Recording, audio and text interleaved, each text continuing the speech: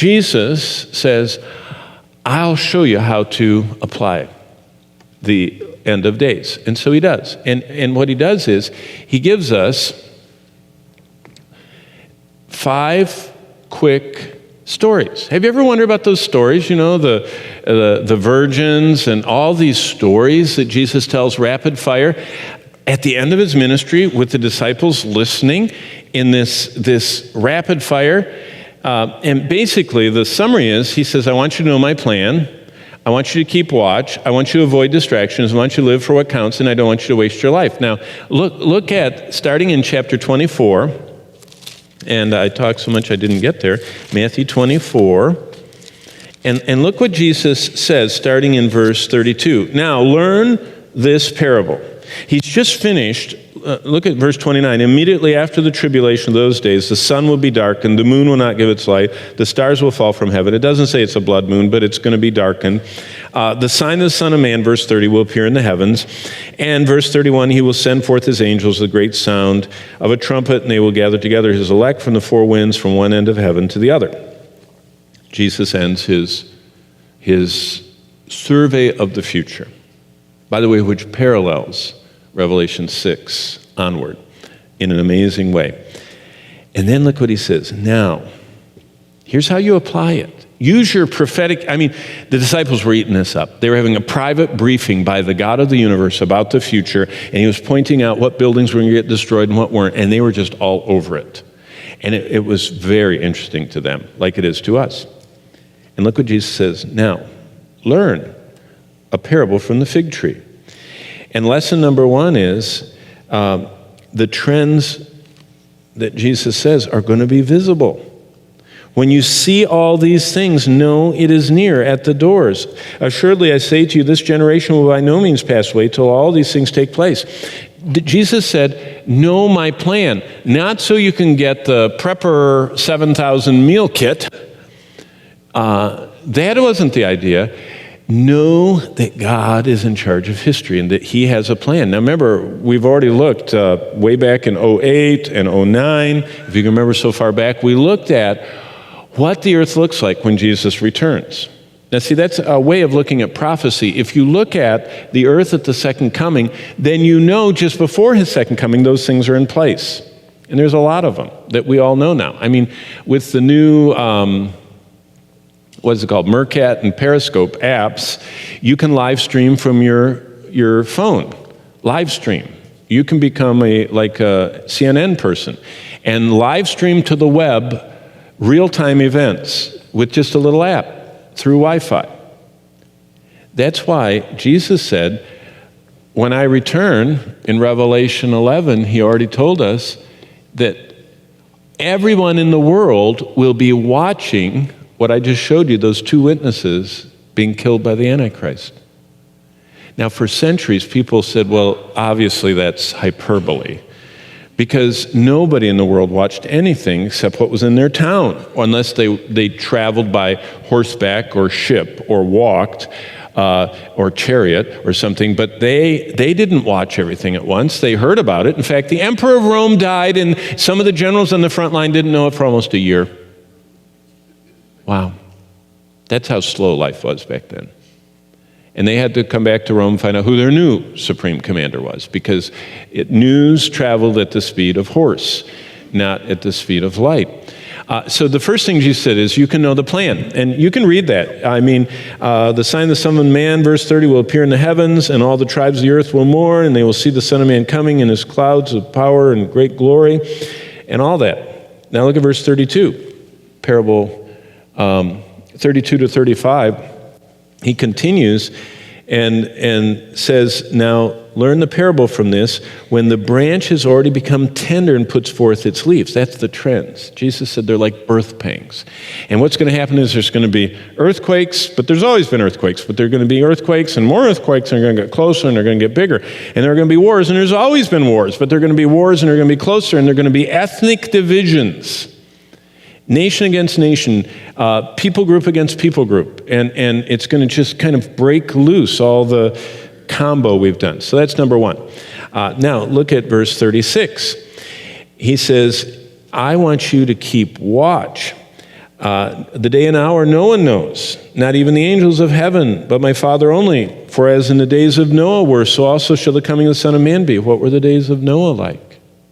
People were eating and drinking and giving in marriage, and they were only thinking evil continually.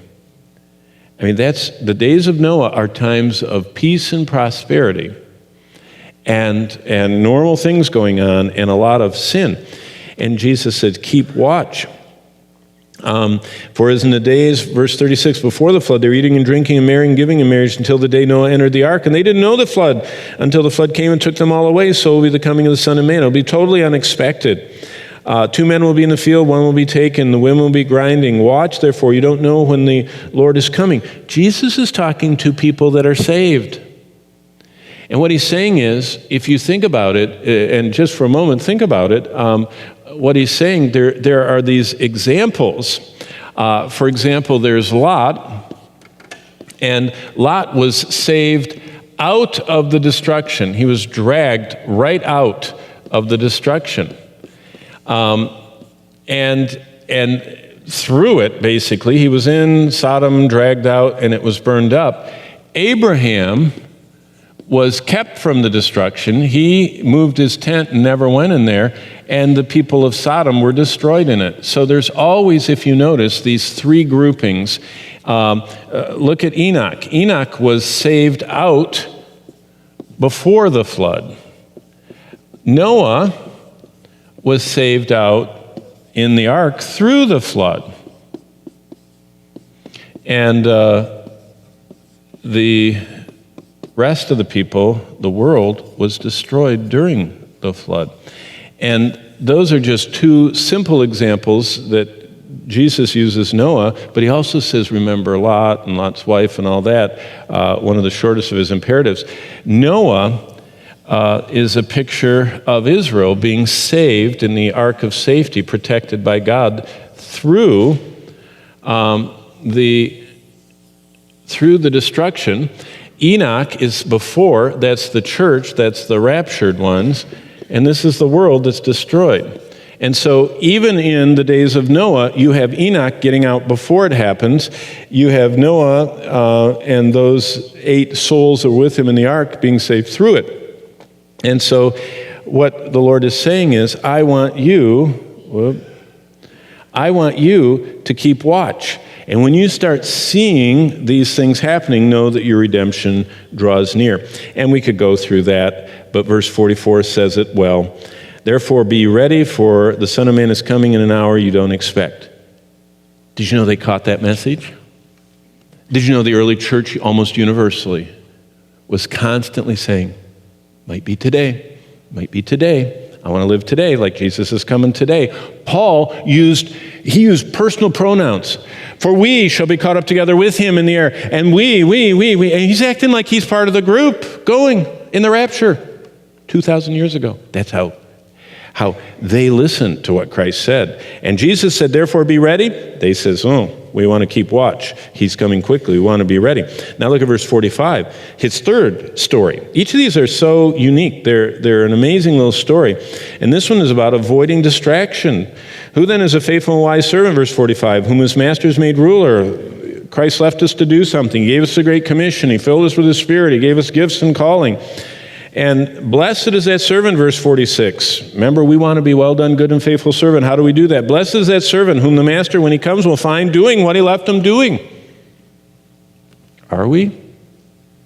Or are we weighed down with the cares of this life? Are we so busy trying to buy the biggest possible house? And we're going to squeeze for a while and work 2 jobs to afford that house.